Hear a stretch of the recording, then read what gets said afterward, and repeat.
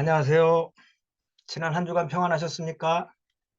목소리 잘 들리시나요? 예. 어, 저희 교회는 아프신 분들이 많으셔서 어, 여러분들도 환절기에 건강관리 잘 하시기를 바랍니다. 제가 전도사 때 새벽 예배 차량 운행 중에 기독교 방송을 듣는데 이런 간증을 든 적이 있습니다.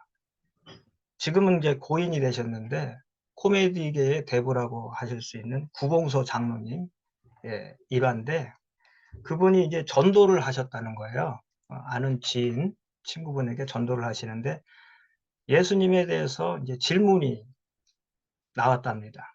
어떻게 예수님이 사람이지 하나님의 아들이 될 수 있느냐? 그 마리아에게서 태어난 거 아니냐? 그래서 장로님이 그게 아니다. 동정녀 마리아시다. 성령으로 잉태된 거다. 이걸 이제 수차례 아주 이해할 수 있을 만큼 설명을 하셨다는 거예요. 그런데 아무리 설명을 해도 이분이 이해를 못하고 그게 말이 되느냐 계속 얘기를 하니까 구봉서 장로님이 이제 하다 안 되니까 화가 나서 딱 한마디 했답니다. 아니 지 서방이 믿겠다는데 네가 뭔데 못 믿어? 이렇게 말씀했다는 그 이제 일화예요. 일화인데 새벽 그 차량 운행을 하는데 그 소리를 듣고 저도 한참 웃었어요. 근데 요셉이 믿었는데 네가 뭔데 못 믿냐? 서방이 믿겠다는데 왜 그랬을까 했더니 답답한 거예요. 본인은 믿어지고 믿고 있는데 믿지 않는 사람에게 이런 복음을 설명하고 기적을 설명하려니까 이게 참 어려운 거죠. 하나님은 우리가 어떤 기적을 통해서 예수를 믿게 되었는지를 우리가 알기 원하십니다. 오늘 짧은 설교지만 오늘 설교를 통해서 예수를 믿는 기적이 무엇인지 아시고 내가 지금 현재 예수를 믿고 있다는 것이 얼마나 감사한 일인지 깨닫고 하나님께 감사할 수 있는 저와 여러분 되시기 바랍니다. 영접하는 자, 곧 그 이름을 믿는 자들에게 하나님의 자녀가 되는 권세를 주셨다. 이 말씀을 제가 굉장히 좋아하는 말씀이에요. 그럼에도 불구하고 이 말씀, 오늘 9절부터 13절까지 이 본문이 좀 어려운 것은 바로 이 12절 말씀 때문에 그렇습니다. 제가 이 12절 말씀을 좋아하는데 좋아하시는 분들이 많을 거예요. 왜냐? 어떤 약속보다 굉장히 힘이 되고 우리 구원의 확신이 되는 듯한 그런 구절이기 때문에 그렇습니다. 그럼에도 불구하고 이 말씀 때문에 어려움이 있는 것입니다. 예수님 믿으면 구원 얻습니다. 영생 얻습니다. 지옥에 가지 않고 천국에 갑니다. 그러므로 우리는 예수를 믿어야 됩니다. 우리가 전도할 때 자주 하는 말이죠. 그런데 여러분 이 말이 설득력이 있을까요? 우리 믿는 사람들이 착각하는 것이 뭐냐 하면 아니 왜 이 진리의 말씀을 믿지 않지? 왜 믿지 않는가? 나는 믿는데 이런 생각을 하는 것입니다. 성경은 예수 믿으면 축복받으니까 신앙생활을 해라 이렇게 단순히 이야기하고 있지 않다라는 사실이에요. 오늘 본문 말씀에 보면 9절 10절 말씀도 그렇고 11절 말씀도 그렇고 빛이 왔다고 했습니다. 그러나 세상이 그를 알아보지 못했고 세상을 지으신 창조주가 오셨지만 피조물도 그를 알아보지 못했다. 11절에 그 땅의 주인이신 왕이신 분이 자기 땅에 오셨음에도 자기 백성들조차도 영접하지 않았다고 합니다. 아니 빛이 왔는데 왜 몰라볼까? 왜 하나님의 아들이 오셨는데도 그를 못 박여 죽여버리나? 대부분 사람들은 이렇게 단순하게 생각하지요. 왜 그러냐 하면 나는 믿었다고 생각하기 때문입니다. 나는 예수를 믿었는데 이 사람들은 왜 예수를 못 믿지? 마치 구봉수 장로님이 답답하셔서 지 서방이 믿겠다는데 너는 왜 못 믿냐 한 것처럼 우리가 전도할 때 드는 그런 마음이죠. 나는 예수를 믿었는데 이 사람들은 왜 못 믿냐는 거죠. 근데 12절 말씀을 근거로 대부분 그렇게 생각하는 것입니다. 아니, 영접하는 자, 하나님의 아들을 영접하는 자, 그 이름을 믿는 자들에게 하나님의 자녀가 되는 권세를 주신다고 했는데, 영접하면 되는데, 그런데요, 오늘 본문 말씀은 그런 뜻이 아니라는 사실입니다. 왜냐? 12절 말씀과 13절 말씀의 인과관계를 잘 보십시오. 본문의 결론이 13절 말씀입니다. 그러니까 죄송합니다만 이 12절 말씀의 뜻은 사실은 구원은 인간의 힘으로는 불가능하다. 이런 의미죠. 그래서 13절, 12절을 함께 읽어보면 예수를 영접하면 구원을 얻는 것은 맞습니다. 그런데 예수를 영접하는 것이 인간의 힘으로는 불가능하다. 지금 이 말씀을 하는 것입니다. 그래서 예수를 영접하는 것이 인간의 힘으로는 불가능하기 때문에 혹시 누군가 예수를 영접한 사람이 있다고 한다면 그 사람은 자기가 설명할 수 없는 기적을 통과한 사람이다. 이런 이야기를 하고 싶은 겁니다. 내가 예수를 믿고 있기 때문에 예수 믿는 거 쉽지. 그냥 믿으면 되는데 뭐 못 믿을까?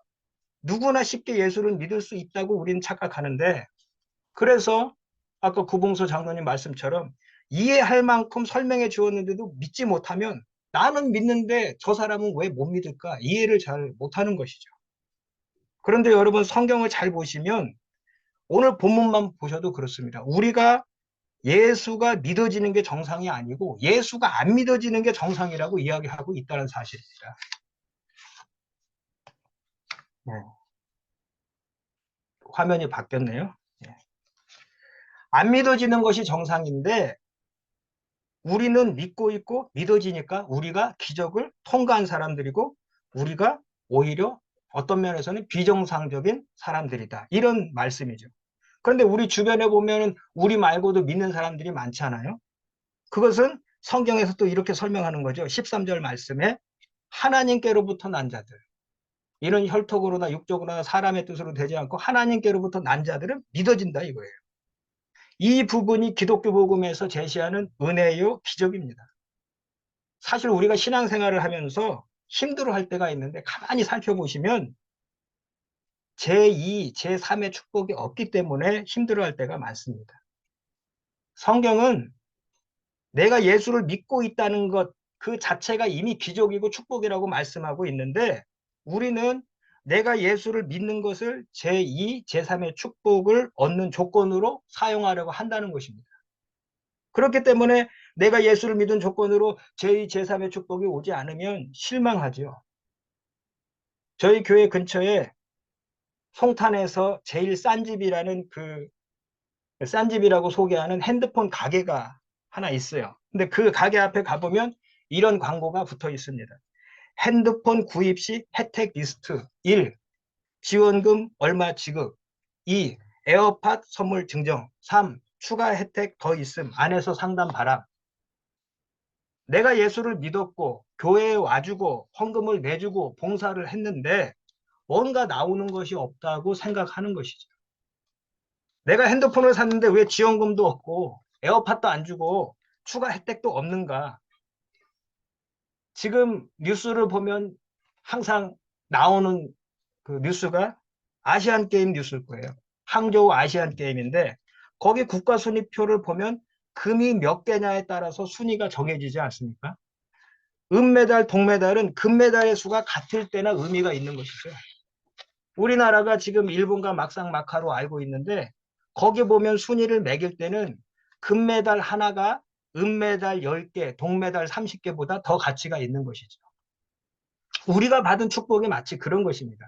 예수를 믿는 것 자체가 1순위의 축복, 금메달이죠. 금메달 하나가 은메달 10개, 동메달 100개보다 더 가치 있는 것처럼 제2의 축복, 제3의 축복과 비교할 수 없는 축복이 내가 예수를 믿고 있다는 사실 자체인 것입니다. 그것이 제1의 축복이에요. 우리가 TV 채널을 돌리다 보면 요즘에 보험 이 선전이나 상조회사 광고 같은 것들이 많이 떠요. 거길 잘 보면 미끼 상품들이 있다는 걸 알 수 있어요. 이 보험을 가입하면 또는 상담만 받아도 유리 반찬통 몇 개를 준다든지 이 보험 가입을 유도하는 일종의 미끼 상품이긴 하지만 그렇다고 해서 이 미끼 상품을 얻으려고 보험을 가입하는 사람이 있습니까? 유리 반찬통 글라스랑 몇 개를 얻으려고 계획이 없던 보람상도 가입하는 사람이 있냐고요. 내가 예수를 믿고 있다는 것 자체가 금메달과 같은 축복과 가치인 것을 우리가 알아야 하는 것입니다. 예수를 믿고 있음에도 제2, 제3의 축복이 없다고 서운해하고 있는 것은 금메달을 따놓고도 은메달 10개, 동메달 20개를 부러워하고 있는 것과도 같다라는 말씀입니다. 우리가 신앙생활 중에 예수를 믿어놓고도 그럼 왜 제2, 제3의 축복에 집착하는가? 그것은 예수를 믿는다는 것이 어떤 기적인지를 모르기 때문에 그렇습니다. 여러분, 그리스도인에게 날마다 일어나는 세 가지 기적이 있다고 그래요. 첫 번째 기적, 예수님을 믿는다고 하면서 성경을 거들떠보지도 않는 기적.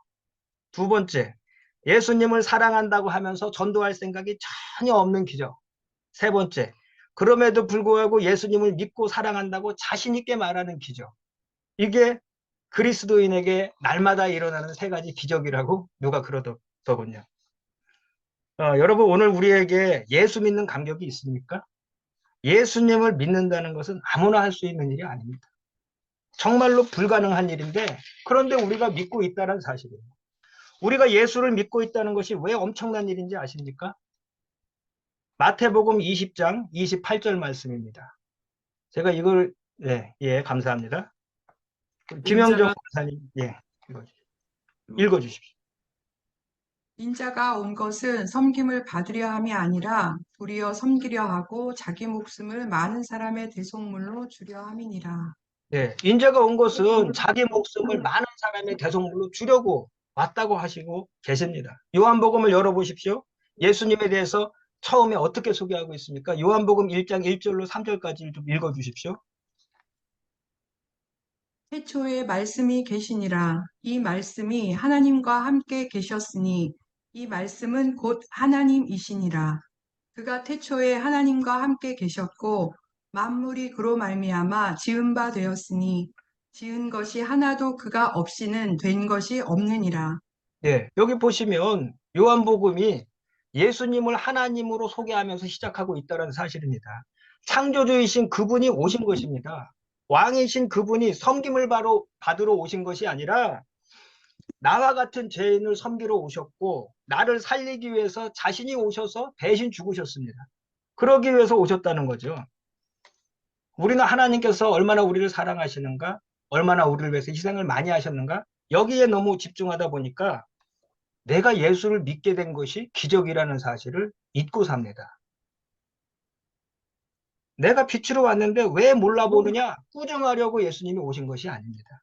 심판하려고 오신 것이 아닙니다. 요한복음 3장 16절 우리가 잘 아는 말씀입니다. 읽어보겠습니다.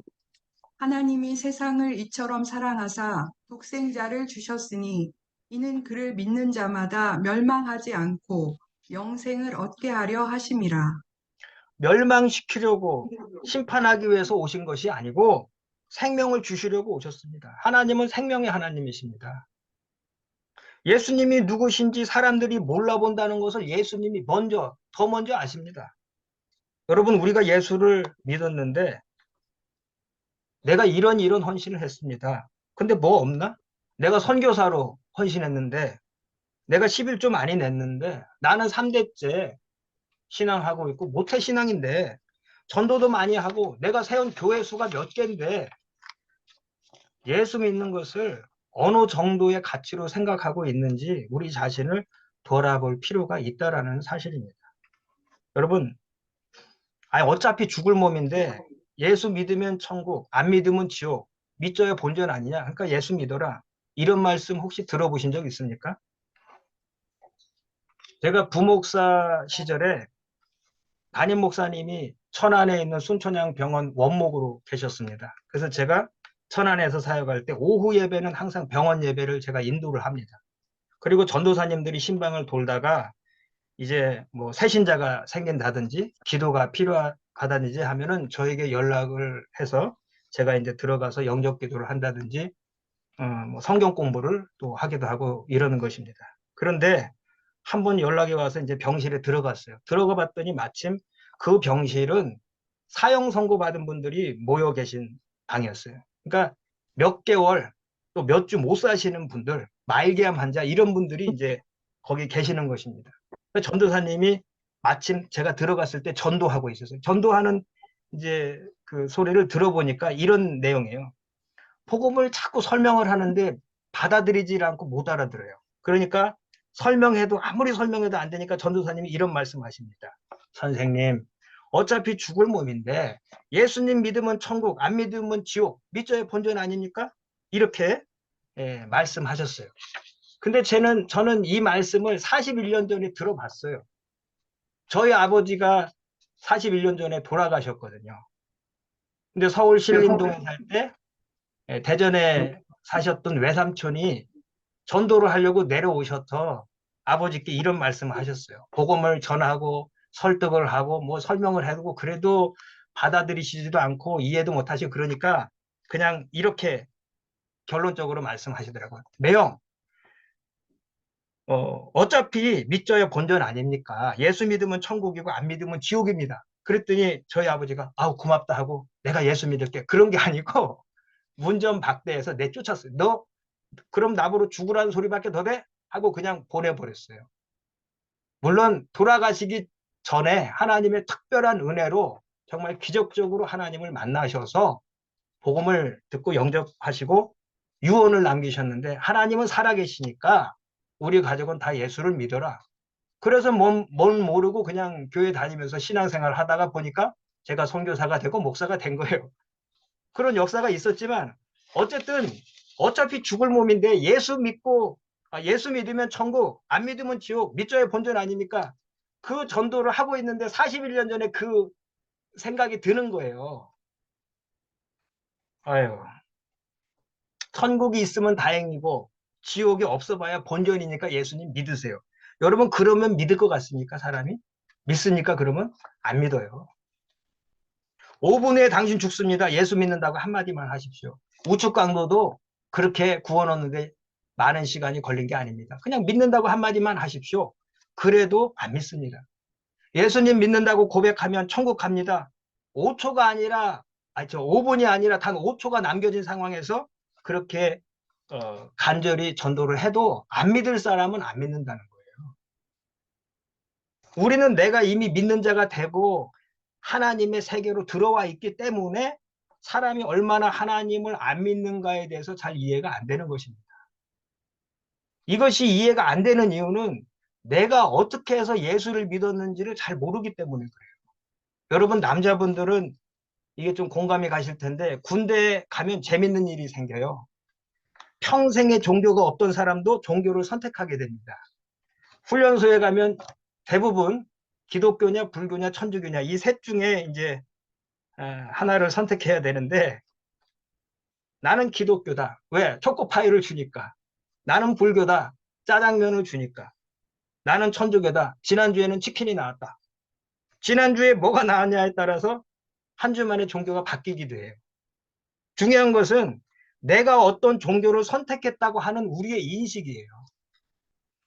내가 종교 선택란에 기독교를 적었냐, 불교를 적었냐, 천주교를 선택했냐, 그렇게 적었다. 무엇을 선택했냐, 그 인식이 내가 곧 예수를 믿었다는 그 생각으로 이어지는 거예요. 오늘 12절 말씀을 따로 떼놓고 보면 누구든지 예수를 영접하면 구원받는 거 아니야? 내가 예수 믿어서 부처가 아니고 마리아가 아니고 예수를 믿기로 선택해서 구원받은 것 아니야? 하는 인식이 될 수 있다는 거예요. 신앙의 출발점을 자기 자신으로 놓을 수 있다는 거예요. 그런데 그렇게 되면 어떤 일이 생기느냐? 내가 다른 것이 아니라 예수를 믿고 그를 선택했는데 왜 나에게 건강 안 주시냐? 왜 물질을 주시지 않고 이렇게 어렵게 가난하게 하시냐? 자기 조건을 여러 가지로 제시한다는 것입니다. 물론 하나님이 주시는 복 가운데 이런 복들도 포함되어 있어요. 그러나 문제는 이런 것들이 크리스찬의 기초가 되게 하고 구원의 확신의 근거가 되게 하도록 제시된 적은 성경에 나와 있지 않다라는 사실입니다. 내가 예수를 믿는다는 것 이거 하나로도 엄청난 축복인데 신자의 자기 확인이 2차적, 3차적 또 다른 것으로 가서는 안 되는 것입니다. 오늘 본문 말씀 13절에 이는 혈통으로나 육적으로나 사람의 뜻으로 난 자가 아니요 하나님의 뜻으로 난 자들이다. 이 말씀 하나만 가지고도 더 이상 확인이 필요하지 않은 것입니다. 하나님이 이스라엘 백성들을 선민으로 선택하셨습니다. 왜 그러셨을까요? 물론 이스라엘 백성들은 신자들을 상징하죠. 이스라엘 12지파가. 그러나 동시에 이스라엘은 죄인된 인류를 대표하고 상징하기도 하는 것입니다. 왜 그런지 아십니까? 이방인들은 율법이 없이 망하지만 유대인들은 율법이 있으면서도 망하기 때문입니다. 율법이 있고 없고의 차이는 큰 차이가 아니에요. 내가 눈을 감고 있는 한은 그게 의미가 없어요. 율법이라고 하는 것은 하나님께로 가는 나침판과도 같은 거예요. 지도. 그런데 만약에 우리가 시각장애인이라고 생각을 해보세요. 시각장애인에게 약도가 있거나 지도가 있을 때 그게 의미가 있습니까? 우리가 시각장애인인데 파란색이다, 빨간색이다, 백날 설명을 해줘도 그건 설명이 안 되는 거예요. 눈을 감고 있기 때문에. 그런데 눈을 뜨면 그 설명할 필요가 또 없어지는 거예요. 보면 아는 것인데 빨간색인지 파란색인지 다 아는 것인데 그걸 설명한다는 것 자체가 유치한 것이 되죠. 율법을 갖고 있다라는 것은 지도를 가진 것과도 같아요. 내 목적지로 가는 지도를 가지고 있는 것과도 같은데 문제는 뭐냐 하면 내가 시각장애인이라면은 지도를 가진 사람이나 지도를 못 가진 사람이나 별반 차이가 없다라는 거예요. 유대인이 지도를 가진 시각장애인이라면 이방인들은 지도 없는 시각장애인이에요. 그래서 유대인은 이 이스라엘은 신자만을 상징하는 게 아니고 동시에 죄인된 인류를 상징하기도 하는 거예요. 이방인은 율법이 없이 망하지만 유대인은 율법이 있으면서도 망하니까. 다 눈이 감겨서 죄인이니까. 빛이신 예수님이 오시기 전에 그분을 영접하기 전에는 무용지물이니까. 여러분, 하나님이 이스라엘 백성을 향해서 뭐라고 말씀하고 있습니까? 이사야서 1장 3절 말씀입니다. 이사야 1장 3절 말씀을 읽어주십시오. 소는 그 임자를 알고 나귀는 그 주인의 구유를 알건만은 이스라엘은 알지 못하고 나의 백성은 깨닫지 못하는도다 하셨도다. 이 말씀을 지금 잘 기억하시고 오늘 본문 말씀 요한복음 1장 9절로 11절 말씀을 대조해 보십시오. 소는 그 임자를 알고 나귀는 그 주인의 구유를 알건만은 이스라엘은 알지 못하고 나의 백성은 깨닫지 못하도다 했죠. 오늘 본문 1장 9절로 11절 말씀하고 뭐가 다릅니까? 똑같지 않습니까? 참빛 곧 세상에 와서 각 사람에게 비추는 빛이 있었나니 그가 세상에 계셨으며 세상은 그로 말미암아 지은 바 되었으되 세상이 그를 알지 못하였고. 여러분, 세상은 그렇다 치자고요. 그럼 자기 백성은 알아봤느냐? 자기 백성은 영접했느냐? 11절에 자기 땅에 오매 자기 백성이 영접지 아니하였으나. 이사야 말씀하고 뭐가 다릅니까? 이스라엘 백성도 똑같다는 거예요. 왜 그럴까요? 그들도 자연인이기 때문입니다. 전적인 타락. 아담 안에서 유대인이나 이방인이나 할 것 없이 모든 인류가 타락했기 때문입니다. 하나님이요, 인간에게 더 많은 기적을 베푸시고 특별히 더 간섭하시고 한다고 해서 사람은 나아지지가 않습니다. 하나님이 특별히 하나님의 선민 이스라엘 백성에게 얼마나 많은 은혜와 기적을 베푸시고 얼마나 깊이 간섭하셨습니까? 그렇다고 해서 그 이스라엘 백성 그 민족이 나아졌습니까? 나아졌다면 유대 나라가 멸망하지 않았죠. 북이스라엘에게 BC 722년에 북이스라엘은 BC 722년에 아수르 제국에 멸망하고 남유다는 조금 더 존속하다가 BC 586년에 바벨론 제국에게 멸망하지 않습니까? 하나님이 세밀히 간섭하시고 아무리 많은 기적을 베푸셔도 근본적인 기적과 변화가 일어나지 않는 한 인간은 나아지지 않는 것입니다. 그것은 이방인이나 유대인이나 차별이 없어요. 2000년 전이나 3000년 전이나 오늘이나 변화가 없어요. 예전에 우리 뭐 40년 전 뭐 이럴 때 집에 전화기 있는 집들이 많지가 않았지 않습니까? 세탁기, 냉장고 뭐 이런 거, 전화기, 유선 전화기 있는 집도 많지가 않았어요. 그럴 때 보이스 피싱이라는 용어 자체가 있었습니까? 지금은 다 개인 PC, 다 핸드폰 가지고 있는데 얼마나 문명이, 과학이, 의술이 발달했습니까? 변하지 않은 건 하나밖에 없어요. 인간.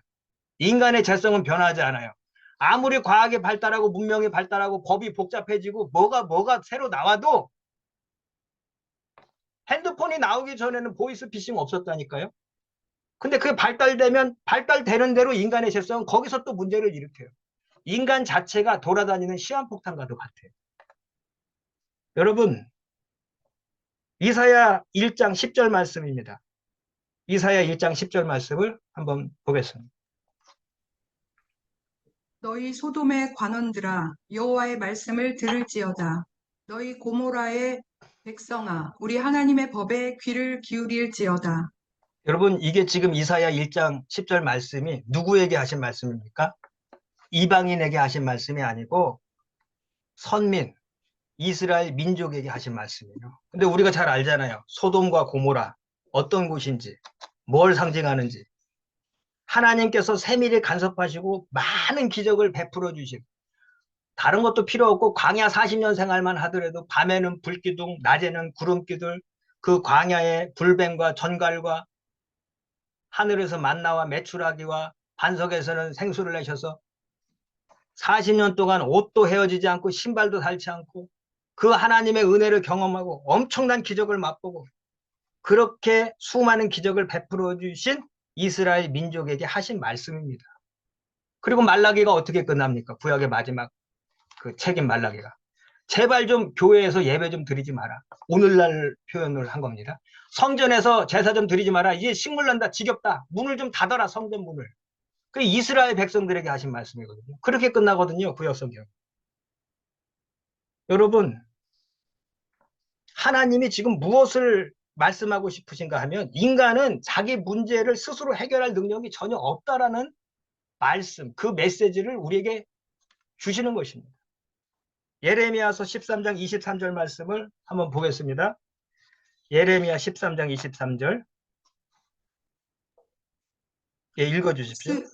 구스인이 그의 피부를, 표범이 그의 반점을 변하게 할 수 있느냐? 할 수 있을진데 악에 익숙한 너희도 선을 행할 수 있으리라.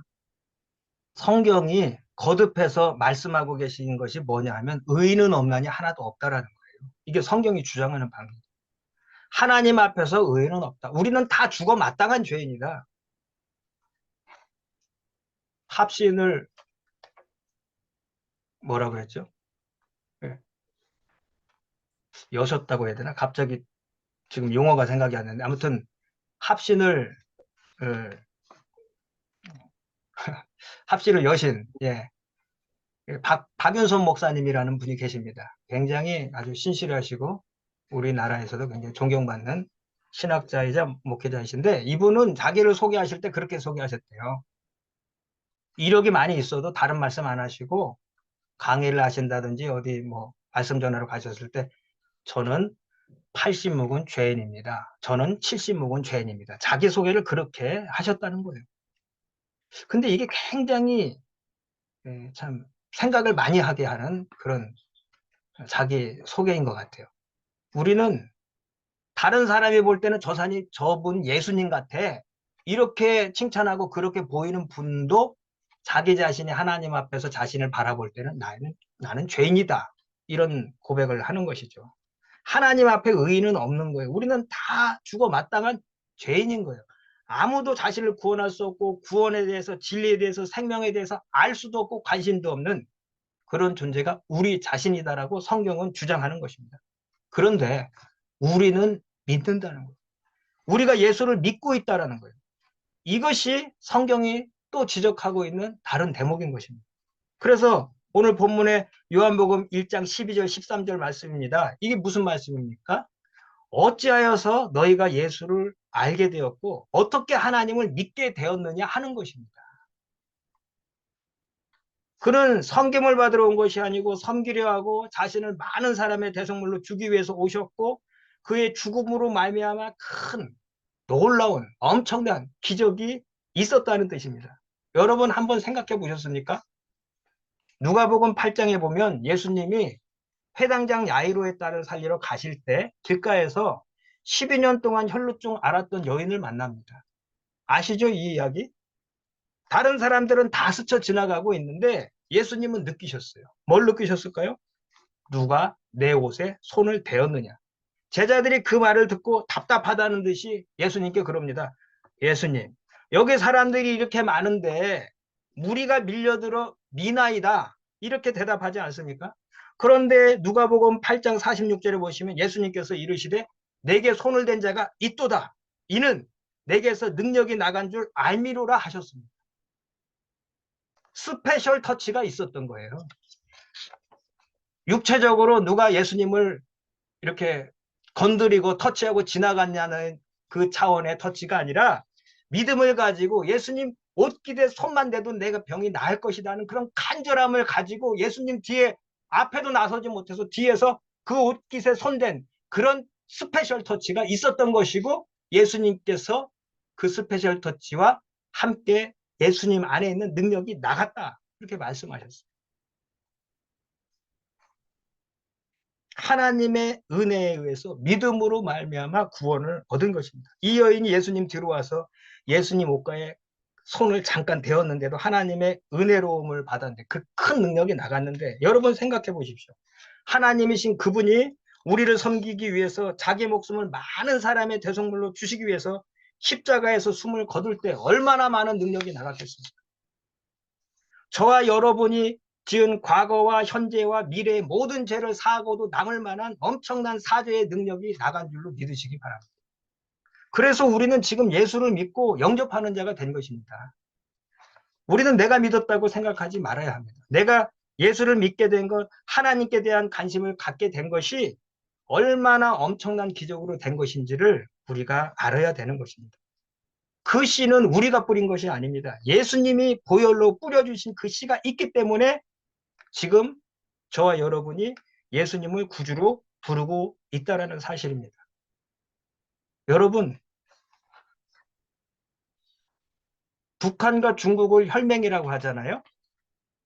지금은 좀 많이 달라졌습니다만, 이제 세월이 흘러서 많이 달라졌습니다만, 예전에는 정말 북한과 중국은 굉장히 가까웠어요. 혈맹했어요. 왜 그런가?